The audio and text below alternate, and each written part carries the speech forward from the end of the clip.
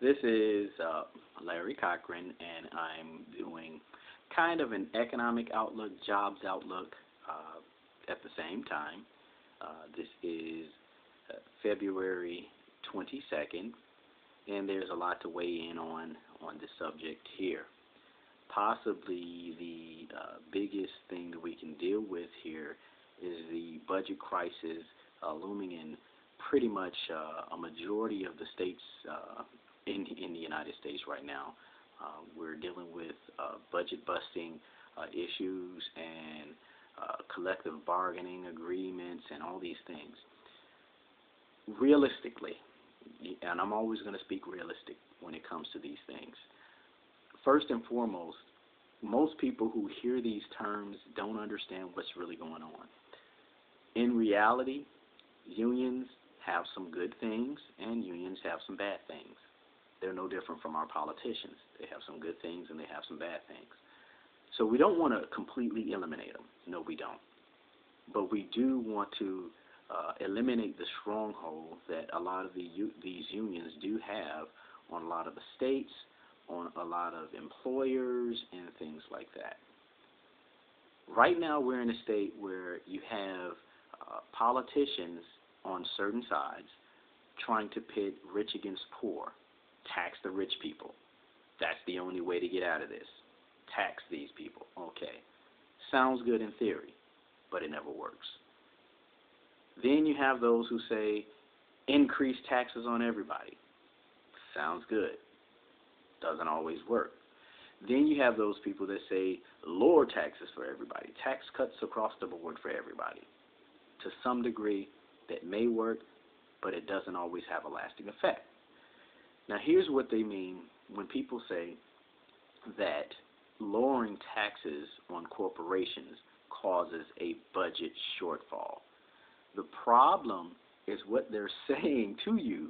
It sounds really elegant, but all they're really telling you is the government is spending $1 billion. We need $1 billion. If we cut taxes on certain people, then we won't be able to make up our $1 billion. The first thing you should be asking yourself is, do you really need to be spending $1 billion? Because more than likely, the answer is no. So you got these problems that are created both by politicians and by sometimes big businesses who like to do what they like to do. Unfortunately, I mean, they're in business to make money. So you have these two entities working against each other at times, and then at times they work together, and it ends up being on the backs and the shoulders of employees. Okay, that's one issue. The other issue that I want to kind of bring out and get you to really think about is this, and this is something that's crazy that I don't think most people really pay attention to. Public employees or people who work for the government, how do they get paid? They get paid by the taxes of other people. And they do pay taxes. I understand that. But they're paying taxes from the taxes that are collected from other people, because the government collects my taxes and pays its bills. Part of its bills is paying the employees that work for the government. Oh, really? So when you look at it, all you're really doing is redistributing money again. So again, that's a problem. That makes no sense. So as a public employee who works for the government, who works for the people, that you're saying that you don't want to be in the same pool as them. Let's say a private sector employee pays 20% in health insurance, but a public employee pays less than that. Why? Doesn't make sense. When my taxes are paying your salary, you're my employee, so therefore technically shouldn't I have the better benefit? But that's not how it works, because politics are not like that. A lot of these people who work in these, and I'm not saying all of public employees are bad, because that's not the truth. But I do know of public employees who do absolutely nothing.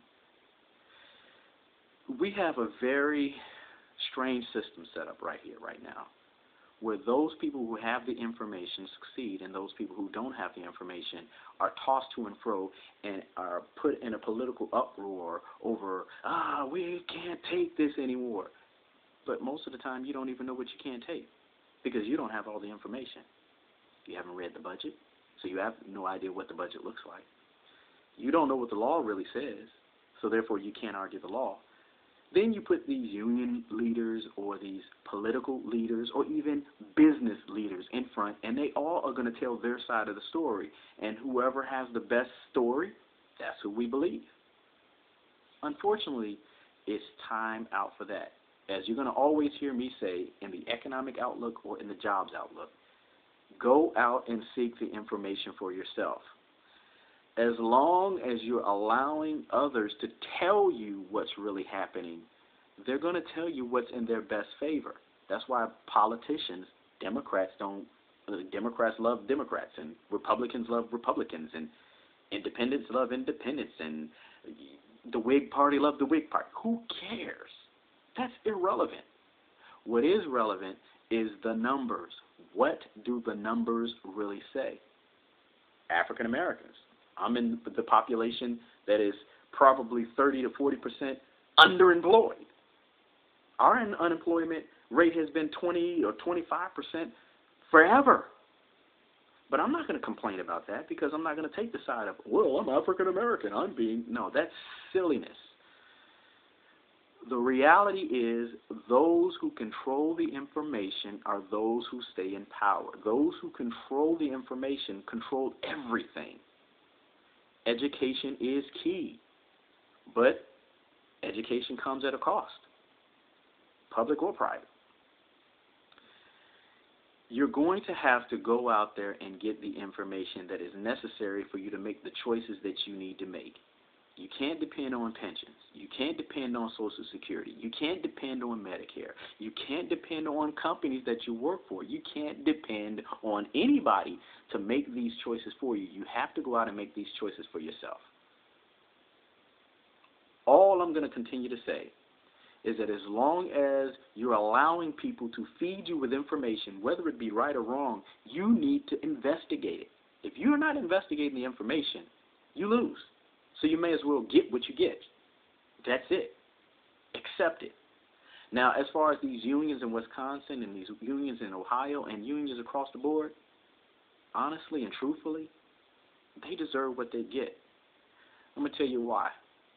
Because they are in business just like corporations. And I've even told my best friend this, and I asked him this question, and he had to be realistic about it.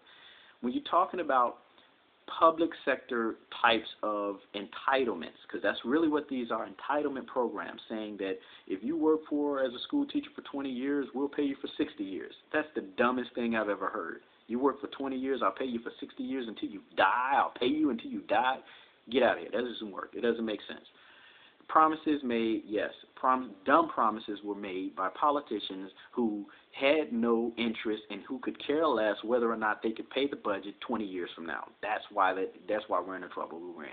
So I give kudos to these governors who are going out there and doing these budget-busting things, trying to make sure that we recapture that. That makes sense.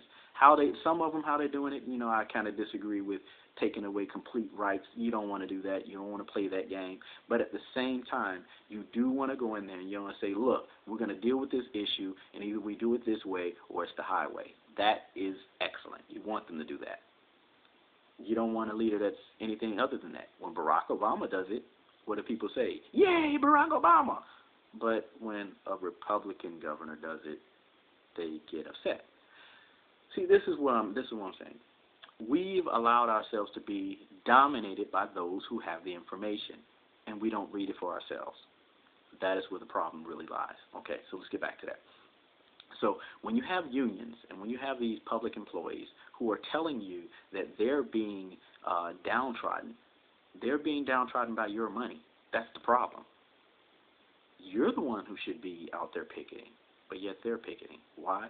Because their cushy lifestyle, their cushy little amount of money that they're receiving is being in jeopardy. But they really pretend like they're fighting for you. They're not fighting for you. They're your employees. Don't you get it? The president is an employee of the people. The governor, it is an employee of the people. So those people who are employed by the governor are employees of the people. When you go down to the Social Security Administration, when you go to the DMV, these people with these attitudes, they actually work for you, the taxpayer. I don't think that sometimes gets translated that way. That's why they have attitudes. That's why they do what they do, because they feel that they can do it and get away with it. But the reality is they work for the public. They're public employees. That's why they're called public employees. Public employees work for those who pay the taxes for them to be employed. But yet when you go to release or to get some of the services, what do? You get attitudes. You get a high attitude, as though, I don't have to do that. My union says, my contract says, and that's what these governors are really fighting. That is completely unfair. Do we need these people? Yes, we do. We need firefighters. We need teachers. But it should be a fair process, because guess what? Just like they will call a customer service department and get an attitude with a customer service person who has to say, you have to take it because you're a customer service person. Well, shouldn't the public employee who works for that customer service rep, who's in the private sector, have to take it as well? Doesn't make sense when one group says that the other group has to do what they're not willing to do. And that's where the problem comes in. So you have a bunch of political meandering where one side says, I want this, and another side says, I want that, and this group says, well, I don't care what anybody gets. Information is key. I'm going to continue to say that if you want to succeed, you have to gather the information and be able to utilize the information properly. Understand the terms. Know what a public employee is. Know who the president is, who he works for. Know who the governor is, who they work for.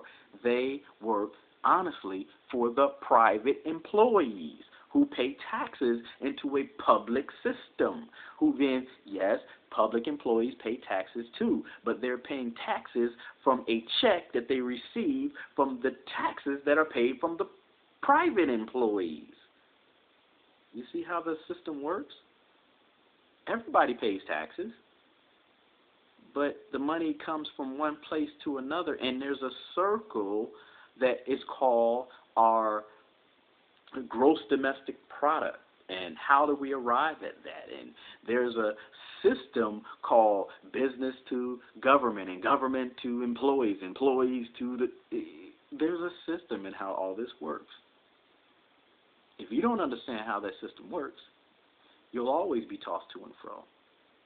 You're walking around with gray hair, upset, angry, protesting. Here, I'm going to end it with this real simple. If you really want to fight against, and this is very dramatic, you want to fight against Microsoft. You don't like the prices that Microsoft charges. Guess what? Don't buy Microsoft. Wow. What a revelation. If you don't like the way companies are treating you, stop buying their products. If you don't like the way the government is run, stop electing them. Wow, what a revelation. The reality is we like what we have. We like the system. We like to complain, and that's what's going on. You don't want to be like Libya. They're over there tearing up their own place. You don't want to be like Yemen. They're tearing up their own place. You don't want to have like Egypt. Oh, yeah, wait, get that guy out of there. And they got him out, but guess what happened? They got other people that they don't like either. Now you got ships going through the canal from Iran. Uh-oh, that's going to cause a problem with Israel. You see what I'm talking about? These are things that we don't understand because we don't see how they all play a part. And you got gas prices on the rise. Now people are going to complain, oh, the gas prices are high. Really? That's what happens. All of this is political meandering. Political, meaning It is not real. It is what people make of it. You make it real by falling into the trap of all of these people who have information that you don't have. Get the information. Stop letting them make you highs and lows. Stop letting them think they control you, because they don't. The reality is you are in control of your destiny. So here's the jobs outlook. The jobs outlook is the same. Those who have the information, those who are willing to do what is necessary to go out there and take the chance, those are the people who are going to succeed. Again, I tell my friends, I tell my family, I tell everyone the same phrase. The only people who fail are the people who quit. At some point, whether it be today, tomorrow, 10 years from now, 20 years from now, those people who continue to push for success will find it. And those only. Those people who quit will never find it. And quitting does not mean changing careers. That's not quitting. Quitting doesn't mean stop going to this school and going to another school. That's not quitting. Quitting is when you give up and you don't do anything. You sit back and you let people tell you what is right, tell you what you're going to do, and tell you who you are. That's quitting. Quitting is crawling up into your little shell, going under your bed, and doing nothing. That's quitting. Quitting is not rearranging. Quitting is not changing. Quitting is not adapting. That is something that I've allowed people to tell me sometimes. But I realize that's not quitting. That's pursuing. And sometimes in your pursuit you have to change. Sometimes you have to adapt. Sometimes you have to rethink your plan. Sometimes you have to take temporary hits. Sometimes you have to make adjustments. That's pursuing. That is what you should do. That is who you should be. Larry Cochran, Economic and Job Outlook for February 22nd, 2011.